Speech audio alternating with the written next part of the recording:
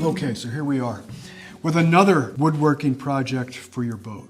One that will, if you have decks, side decks, Fore decks, aft decks, cabin tops. yeah, deck beams. Deck beams, yes. Yeah, they come in a variety of shapes and sizes and construction techniques. Some of them full pieces of wood, some laminated together, so on and so forth. We'll just touch on that just briefly. But what we wanted you to take a look at is a really cool device that Greg has designed to establish the deck camber.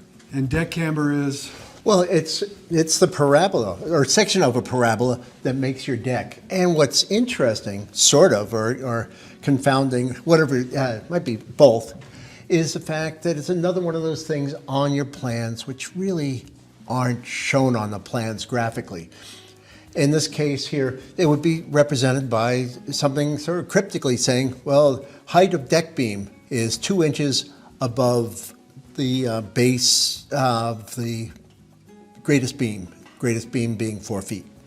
So you say, oh, that's nice, but how do you get that? Right.